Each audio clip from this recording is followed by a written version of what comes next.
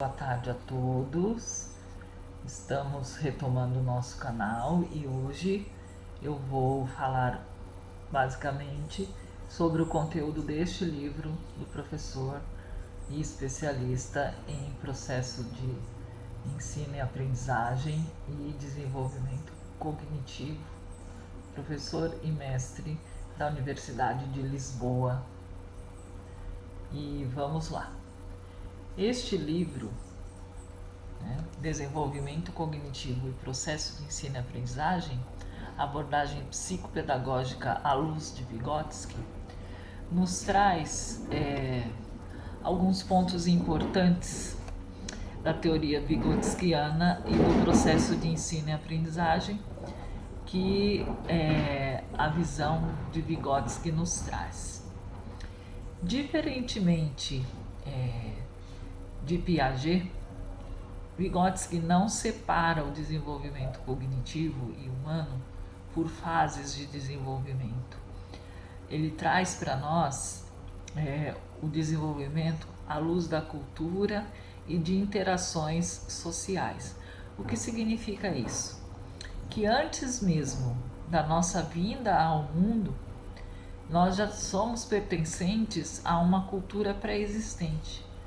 E o desenvolvimento humano se dá a partir do convívio com essa cultura, a partir das nossas interações sociais com o meio, e também se dá à luz do desenvolvimento individual que nós biologicamente passamos.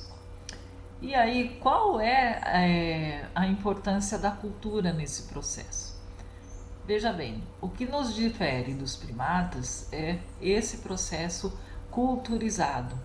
Os primatas, eles não conseguem dar amplitude, assimilar, não conseguem acomodar, vamos usar termos piagetianos, o que eles apreendem na natureza e no meio em que eles convivem. O que nos difere dos primatas e nos dá a condição de sermos seres culturais e sociais é justamente a ampliação que a gente consegue e a apropriação de ferramentas e instrumentos tanto interiores, intrapessoais, quanto exteriores, os sociais. E assim a cultura vai evoluindo e vai se aprimorando, a partir dessas aprimorações que nós, seres humanos, damos a essa cultura e a nós mesmos. Então, os principais conceitos trazidos dentro desse livro são quanto às zonas de desenvolvimento que Vygotsky nos traz, que diz respeito ao desenvolvimento cognitivo, no que se diz daquilo que o ser humano já sabe e daquilo que ele tem potencial para aprender. Então, Vygotsky divide em duas zonas. Existem a zona de desenvolvimento real, que é aquilo que a criança, independentemente da sua convivência no meio e a partir dela, consegue aprender sozinha. Essa é a zona de desenvolvimento real. E a de desenvolvimento proximal, que é aquilo que a gente tem condições de viabilizar para que a criança aprenda sendo mediatizadores. Por que mediatizadores e não mediadores? Porque, segundo o Vítor da Fonseca, o processo de mediação ele se dá através apenas de interações com o meio. E quando a gente fala de mediatização, a gente considera sentimento, afetividade, emoção, cognição, que é aquilo que somente nós, seres humanos, somos capazes de desenvolver. Assim, ao invés de sermos apenas mediadores entre a criança e o meio, nós somos mediatizadores, porque aprendemos com a criança e somos capazes de interagir com ela, né? Somos seres mais experientes, causando o efeito de desenvolvimento naquela criança, naquele ser que é mais inexperiente, certo? Esse é um dos conceitos, estes são um dos conceitos primordiais do livro do Vítor da Fonseca: desenvolvimento cognitivo e processos de ensino e aprendizagem. Além dos conceitos de zona de desenvolvimento proximal e zona de desenvolvimento real, o Vítor da Fonseca traz o conceito de mediatização, que é o que eu acabei de falar, e também do processo de metacognição. O que seria esse processo de metacognição?